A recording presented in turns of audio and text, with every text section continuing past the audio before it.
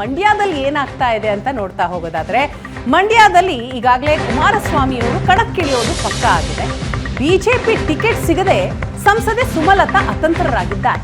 ಹಾಗಾದ್ರೆ ಸುಮಲತಾ ಅವರ ಮುಂದಿನ ರಾಜಕೀಯ ನಡೆ ಏನು ಅನ್ನೋದು ಪ್ರಶ್ನೆ. ನಾಳೆ ಸುಮಲತಾ ನಿವಾಸದಲ್ಲಿ ನಿರ್ಣಾಯಕ ಮೀಟಿಂಗ್ ಇದೆ. ಪಕ್ಷೇತರರಾಗಿ ನಿಲ್ತಾರಾ ಅಥವಾ ಮೈತ್ರಿ ಪರ ನಿಲ್ತಾರಾ? ಸದ್ಯ ಸುಮಲತಾ ಅಂಬರೀಶ್ ಸೈಲೆಂಟ್ ಆಗಿದ್ದಾರೆ. 18 ದಿನಗಳಿಂದ ಮಂಡ್ಯಕ್ಕೂ ಬಾರದೆ ಸುಮಲತಾ ಫುಲ್ ಸೈಲೆಂಟ್ ಆಗಿದ್ದಾರೆ. ದೆಹಲಿಗೆ ಹೋಗಿ ಬಿಜೆಪಿಯ ಹೈಕಮಾಂಡ್ ನಾಯಕರನ್ನ ಭೇಟಿಯಾದ ಬಳಿಕ ಸುಮಲತಾ ಅವರು ಫುಲ್ ಸೈಲೆಂಟ್ ಆಗಿದ್ದಾರೆ. ಹೈಕಮಾಂಡ್ನಿಂದ ಬಂದಂತಹ ಸೂಚನೆಗಳು ಏನು? ಈಗಾಗಲೇ JDSಗೆ ಆ ಕ್ಷೇತ್ರವನ್ನ ಬಿಟ್ಕೊಟ್ಟಿದ್ದೀವಿ. ಸೊ ಅವರ ರಾಜಕೀಯ ನಡೆ ಏನು ಅನ್ನುವಂಥದ್ದು ಕುತೂಹಲ. ಬಿಜೆಪಿಯಿಂದ ಏನು ಆಫರ್ ಬಂದಿದೆ ಅನ್ನೋದರ ಬಗ್ಗೆಯೂ ಕೂಡ ಯಾವುದೇ ಮಾಹಿತಿಗಳು ಸಿಗ್ತಾ ಇಲ್ಲ. ಸುಮಲತಾ ಸೈಲೆಂಟ್ ಆದರೆ ಯಾರಿಗೆ ರಾಜಕೀಯವಾಗಿ ಲಾಭ ಆಗುತ್ತೆ ಆ ಲೆಕ್ಕಾಚಾರವೂ ಕೂಡ ನಡೀತಾ ಇದೆ. ಮುನಿಸು ಮರೆತು HD ಕುಮಾರಸ್ವಾಮಿಗೆ ಬೆಂಬಲವನ್ನ ಕೊಡ್ತಾರಾ ಸುಮಲತಾ? ಯಾವ ನಿರ್ಧಾರ ಅನ್ನೋದು ನಾಳೆ ಗೊತ್ತಾಗುತ್ತೆ. ನಾಳೆ ನಿರ್ಧಾರವಾಗುತ್ತೆ ಸುಮಲತಾ ಅವರ ರಾಜಕೀಯ ನಡೆ. ಪಕ್ಷೇತರರಾಗಿ ನಿಲ್ತಾರಾ, ತಟಸ್ಥರಾಗ್ತಾರಾ, ಕುಮಾರಸ್ವಾಮಿ ಅವರಿಗೆ ಬೆಂಬಲವಾಗಿ ನಿಲ್ತಾರಾ, ಪ್ರಚಾರ ಮಾಡ್ತಾರಾ? ಎಲ್ಲವೂ ಕೂಡ ಪ್ರಶ್ನೆ. ಆ ಪ್ರಶ್ನೆಗೆ ಸುಮಲತಾ ಅವರ ನಿವಾಸದಲ್ಲಿ ನಡೆಯುವಂತಹ ಮೀಟಿಂಗ್ನ ಬಳಿಕ ಉತ್ತರ ಸಿಗುತ್ತೆ. ಈ ಬಗ್ಗೆ ಡೀಟೇಲ್ಸ್ ಪಡೆಯೋಣ. ನಮ್ಮ ರಿಪೋರ್ಟರ್ ನಂದನ್ ಈಗ ಸಂಪರ್ಕದಲ್ಲಿದ್ದಾರೆ. ನಂದನ್, ಮಂಡ್ಯ ಮತ್ತಷ್ಟು ಕುತೂಹಲ ಹೆಚ್ಚಿಸ್ತಾ ಇರುವಂತಹ ಸಂದರ್ಭದಲ್ಲಿ ಸುಮಲತಾ ಅವರ ಸೈಲೆಂಟ್ ಪಾಲಿಟಿಕ್ಸ್ ಇನ್ನಷ್ಟು ಜಾಸ್ತಿ ಕುತೂಹಲವನ್ನ ಮೂಡಿಸ್ತಾ ಇರುವಂತದ್ದು. ಸೈಲೆಂಟ್ ಆಗಿದ್ದಾರೆ ಅಂತಂದ್ರೆ ಇನ್ನು ನಿರ್ಧಾರಕ್ಕೆ ಬಂದಿಲ್ಲ ಅಂತ ಅರ್ಥನಾ, ಅಥವಾ ದೂರ ಉಳಿತಾರಾ? ಎಲ್ಲದರಿಂದಲೂ ಬೆಂಬಲ ಕೊಡ್ತಾರಾ? ನಾಳಿನ ಸಭೆಯ ಬಳಿಕವಷ್ಟೇ ಚಿತ್ರಣ ಸಿಗೋದಕ್ಕೆ ಸಾಧ್ಯನಾ, ಅಥವಾ ಈಗಾಗಲೇ ಒಂದು ನಿರ್ಣಯಕ್ಕೆ ಬಂದಿರುವಂತದ್ದ? ಏನು ಸುಳಿವು ಸಿಗ್ತಾ ಇದೆ ಸುಮಲತಾ ಅವರ ನಡೆ ಬಗ್ಗೆ?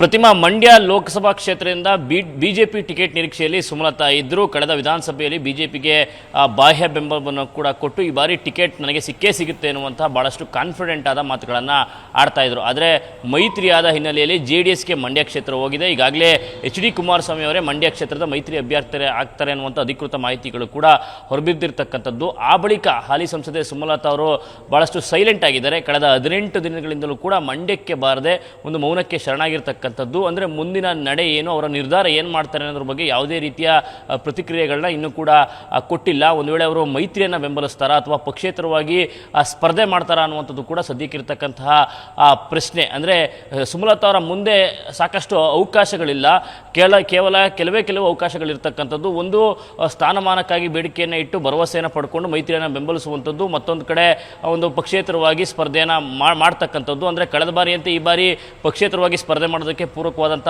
ವಾತಾವರಣಗಳಿಲ್ಲ. ಆ ಕಾರಣಕ್ಕಾಗಿ ಮುಂದೆ ಸುಮಲತಾ ಅವರು ಏನು ಮಾಡ್ತಾರೆ ಅನ್ನುವಂಥದ್ದು ಕೂಡ ಈಗ ಕಾರ್ಯಕರ್ತರು ಮತ್ತು ಮಂಡ್ಯ ಜಿಲ್ಲೆಯ ಜನರಲ್ಲಿರ್ತಕ್ಕಂತಹ ಪ್ರಶ್ನೆ. ಆ ಕಾರಣಕ್ಕಾಗಿ ನಾಳೆ ಒಂದು ಮಹತ್ವದ ಮೀಟಿಂಗನ್ನು ಸುಮಲತಾ ಅವರು ಕರೆದಿರ್ತಕ್ಕಂಥದ್ದು. ಬೆಂಗಳೂರಿನ ತಮ್ಮ ನಿವಾಸದಲ್ಲಿ ನಾಳೆ ಮಧ್ಯಾಹ್ನ 2:30ಕ್ಕೆ ಆ ಸಭೆ ಆರಂಭ ಆಗುತ್ತೆ. ಆ ಸಭೆಯಲ್ಲಿ ಹಿತೈಷಿಗಳು, ಬೆಂಬಲಿಗರು ಎಲ್ಲರೂ ಕೂಡ ಭಾಗಿಯಾಗ್ತಾರೆ.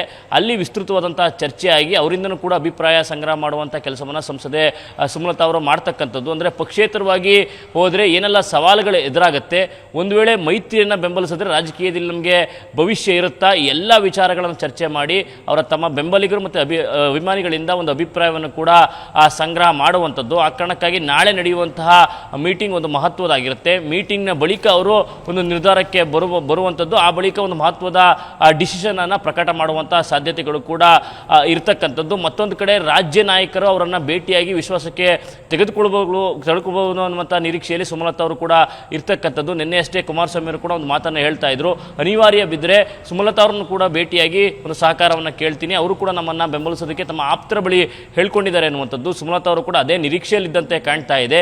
HD ಕುಮಾರಸ್ವಾಮಿ ಭೇಟಿಯಾಗಿ ಅವರ ಸಹಕಾರವನ್ನು ಕೇಳಬಹುದು. ಆ ಬಳಿಕ ಮೈತ್ರಿಯನ್ನು ಬೆಂಬಲಿಸೋದು ಸೂಕ್ತ ಅನ್ನುವಂಥ ಮಾತುಗಳು ಕೂಡ ಅವರ ಆಪ್ತ ವಲಯದಿಂದ ಬರ್ತಿರ್ತಕ್ಕಂಥದ್ದು. ಒಟ್ಟಾರೆ ಅವರು ಪಕ್ಷೇತರವಾಗಿ ಹೋಗ್ತಾರಾ ಅಥವಾ ಮೈತ್ರಿಯನ್ನು ಬೆಂಬಲಿಸ್ತಾರಾ ಅನ್ನುವಂಥದ್ದು ನಾಳೆಯ ಸಭೆಯ ನಂತರ ಪ್ರಕಟ ಆಗುತ್ತೆ. ಆದರೆ ಈಗ ಅವರ ಮುಂದೆ ಅವಕಾಶಗಳು ಕಡಿಮೆ ಇರೋದ್ರಿಂದ, ಪಕ್ಷೇತರವಾಗಿ ಹೋಗಲಿಕ್ಕೆ ಸಾಕಷ್ಟು ಸವಾಲುಗಳಿರೋದ್ರಿಂದ ಅವರು ಮೈತ್ರಿಯನ್ನು ಬಹುತೇಕ ಬೆಂಬಲಿಸ್ತಾರೆ ಅನ್ನುವಂಥ ಮಾಹಿತಿಯೇ ಈಗ ಸಿಗ್ತಾ ಇರ್ತಕ್ಕಂಥದ್ದು. ಪ್ರತಿಮಾ, ಥ್ಯಾಂಕ್ ಯು ನಂದನ್ ತಮ್ಮೆಲ್ಲ ಮಾಹಿತಿಗಾಗಿ.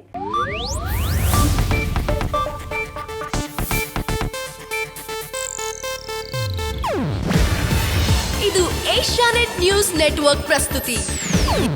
ನೀವು ನೋಡ್ತಿದ್ದೀರಾ ಏಷ್ಯಾನೆಟ್ ಸುವರ್ಣ ನ್ಯೂಸ್.